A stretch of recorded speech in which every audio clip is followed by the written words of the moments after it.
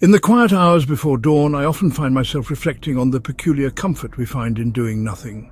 There is a strange solace in letting the world drift by, in watching the days slip through our fingers like sand. We fill our lives with routines, waking, working, scrolling, sleeping, each day a mirror of the last. The clock ticks, the calendar turns, and we move in slow, predictable circles. We are surrounded by warnings, alarms that ring, messages that flash, voices that urge us to change. Yet we silence them, turning away, pretending not to hear. In relationships, we let words go unsaid, apologies unspoken, wounds unhealed. It is easier to accept the ache of distance than to risk the pain of confrontation. In matters of health, we ignore the subtle signs: fatigue, discomfort, a persistent cough, hoping that by doing nothing the problem will simply fade away. In society, we watch as injustices unfold on glowing screens, our empathy dulled by repetition, our outrage softened by distance. We scroll past suffering, convinced that someone else will act. Doors close quietly on opportunities. We hesitate, paralyzed by fear of failure or discomfort.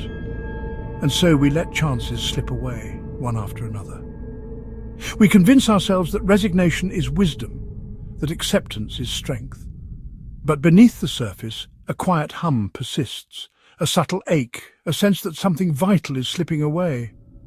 The greatest threat is not catastrophe, but the slow erosion of our will, the gradual surrender to inertia, the normalization of decline.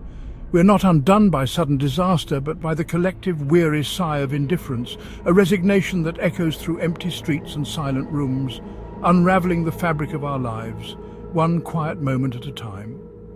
But why should we care at all?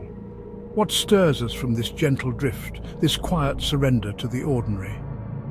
In the hush of night, I wonder if caring is simply another story we tell ourselves, a flicker of hope against the vastness of indifference. Perhaps we reach for meaning out of habit, or out of fear of the silence that follows when we stop searching.